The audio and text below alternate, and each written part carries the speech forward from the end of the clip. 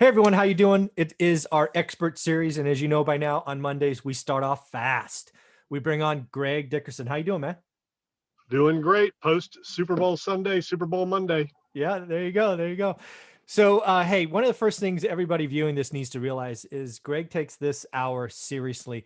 He actually pulled over while he was on his way to look at deals and stuff, and said, "You know what? I'm gonna pull over, have this conversation from his car." So, do me a favor in the comment section when you view this, give Greg some love, give him a shout out, let him know you appreciate the weekly sessions because he doesn't have to do them, but he enjoys the conversation and enjoys helping you. So, do me a favor in comments right now, give Greg a shout out. And Greg, why don't you talk about your YouTube channel because I watch it and it's awesome. Why don't you give it a plug here real quick? Yeah. So my YouTube channel is just Greg Dickerson. My website, gregdickerson.com. It has my YouTube. I also put that into podcast format. So everything on YouTube is also a podcast for people that like to listen to audio. And I put it out on LinkedIn, Facebook, and share it everywhere. But, and thank you for what you do, Michael. You've been doing this daily thing for what, a couple of years now? Couple of years, yep. Yeah. So it takes commitment. It takes dedication. I put stuff out every single day, and I know you put stuff out every day, and I appreciate what you're doing. But yeah, it's important. I remember at one point I started getting busy because I'm on the road a lot, and I'm like, Yeah. I don't want to be pulling over and doing this in the car. But you know what? You were like, hey man, people love the show and love the content, and I see the comments that people make. I don't reply to comments on your channel because that's your channel, and I try to let I'm staying away from your audience, let you do that. But I do see the comments, I read them and stuff like that. So it seems like people are enjoying it, getting a lot out of it. So Yeah. I think it's important to carve time and share what we've learned over the our careers and our lifetime. Yeah, and that's that. Thank you for that. And yeah, and just so you know, if you want to leave a comment, go for it. I don't mind. This is our thing, and I hope it grows your channel because again, I watch your channel. So, folks, if you watch mine, you need to check out Greg. And the reason you're part of the expert series, and I've built the expert series on purpose, is everybody is different. You're the guy who buys businesses. You're the guy that develops ground up. You're the guy that's in and out a lot. So that goes to the topic number one of our 3-part series. And that is share with us some deals you've done, maybe start in real estate. And then more importantly, let's talk about businesses that have come across your radar. So what you got, what you been up to? So, right now, as you know, single family is on fire. So I've shifted my focus to land development. So I am trying to feed the appetite of builders looking for lots. So that's kind of what I'm focused on right now. And I've got some different projects I'm working on all over the place with that. But that's where it's at right now. The housing market is just incredibly on fire. Most every other type of asset, the cap rates are compressed, and every type of real estate except for maybe office and retail, depending on where you're at. And there's still some good retail plays. There was a deal I just passed this morning that a former bank that closed at a prime corner location just was converted to a Starbucks with a drive-through. Hmm. So there's still growth. There's still retail growth. There's still restaurant growth going on. There's a lot of restaurants expanding, a lot of retail expanding. I saw an Old Navy and gosh, what was the other retailer that just opened up in a shopping center in a small town just outside of where I live? So retail's still expanding, restaurants still expanding, but it's the right kind of stuff. So there are deals out there. And I tell you right now, if you're sitting on land or you know where land is, builders are dying for lots and for buildable land right now. So that's a great little play right now, and either entitlement flips or take them to full development, deliver finished lots. That's amazing. And this just goes to show you. I mean, we've mentioned this a couple of times. We both read Rich Dad Poor Dad, decades ago. That's just how old we are. Decades ago. Oh, that hurts to say. But it's funny. Again, 1997. Yeah, I read it in 1997. yeah, so literally decades, right? So I think I was probably 99. It had to be 99 or 2000 after I Hmm. suffered that huge stock market loss. But anyways, I digress. I've said this many times. I read Rich Dad Poor Dad, and I'm like, shit, I need to go be Robert and Kim. You read Rich Dad Poor Dad, and you're like, I'm gonna go be Rich Dad. This is just Yeah. another example of that, right? I look at the current situation and I want to get houses. You look at it and go, you're such an idiot. Why don't you go to the front of the food chain and buy some finished lots and God, I don't look at the problem Well, the it's right just, way. asset prices are just through the roof right now. So yeah, you can buy houses, but to buy one under market value at a good deal is very difficult. Yeah. Everybody's after them.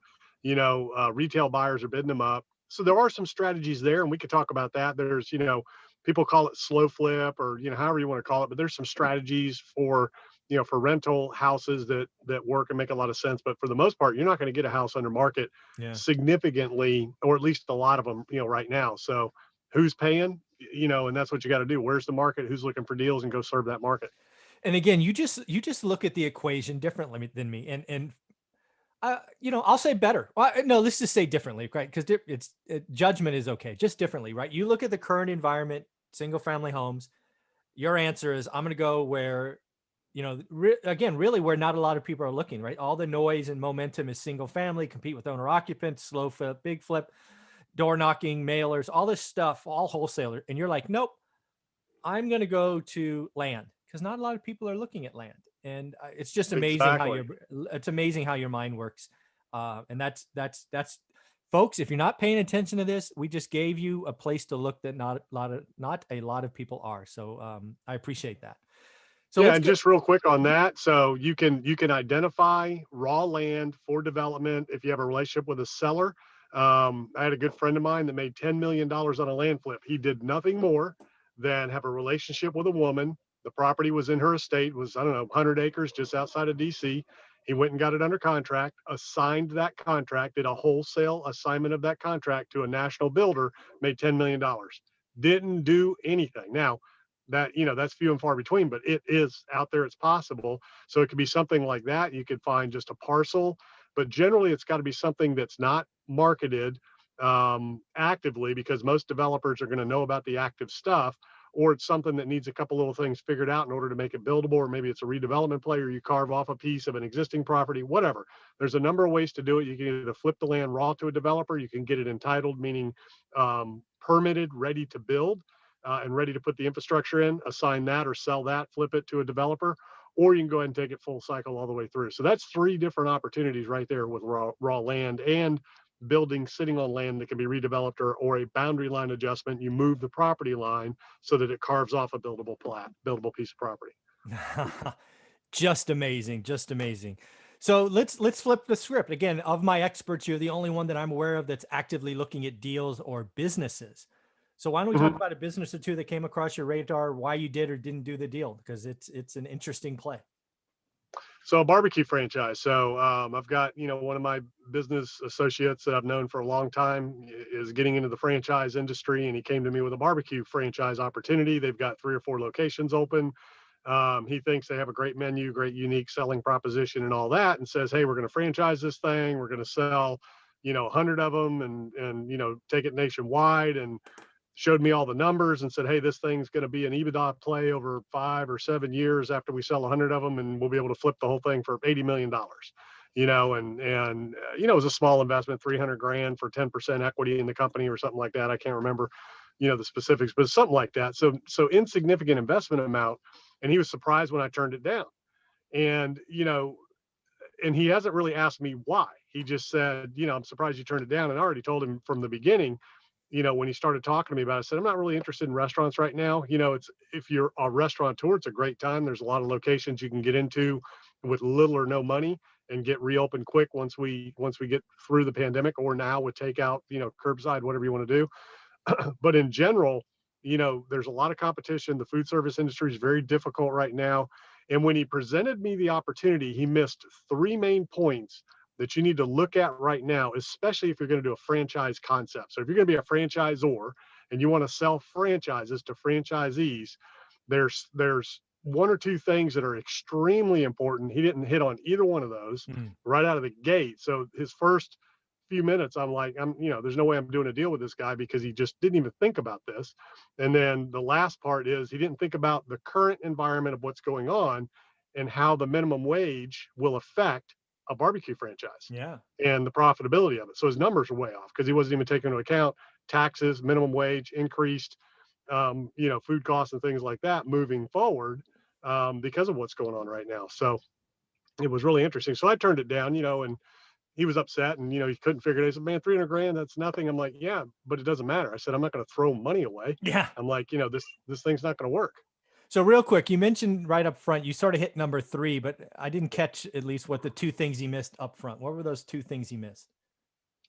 So all he talked about was how how many franchises he's going to sell, how easy it's going to be, how much money he's going to make, Mm. how much money I'm going to make, how much money the company's going to be worth. He never once mentioned Oh, how this is going to be good for the franchisee.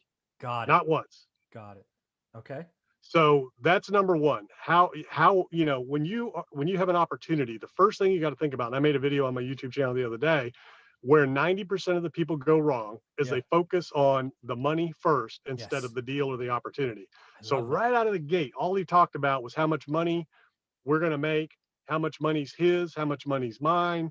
All this is great, but he never once mentioned how this is going to help the franchisee, how it's going to help the individual, how it's going to be out from the first few minutes. Yeah. That's amazing. That's I get the same spidey sense. I'm now getting more and more people coming to me looking to, be a private money partner, a JV, the money side, all of that.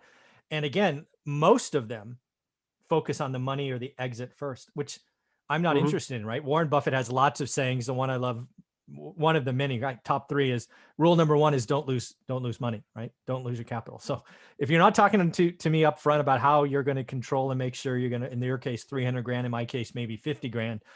Um, the exit's not important to me. There's lots of exits I could do, right? I want to understand how you're going to de-risk this situation. And I want to understand your reputation. And I want to understand how your money's up first and my money's not at risk.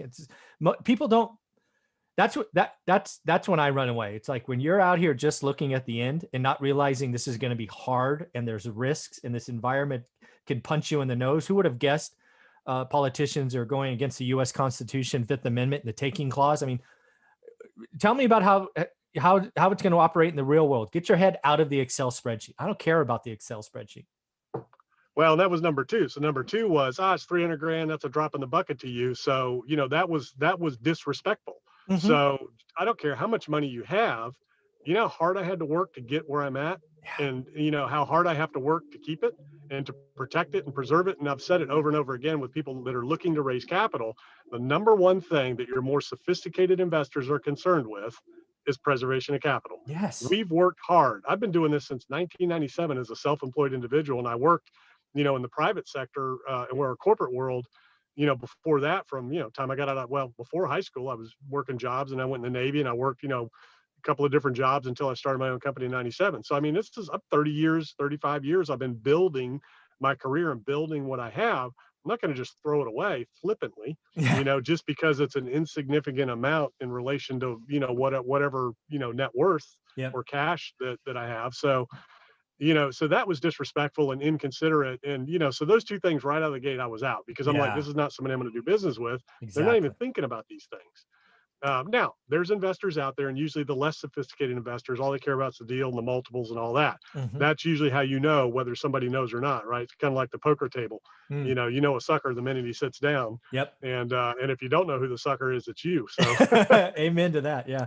remember that when you walk into a poker room. Yeah, exactly. And you're so right about being disrespectful. I have my core set of people that's pretty tight, probably less than 10 people. But then that second one is probably hundreds of people at this point, maybe even a couple hundred.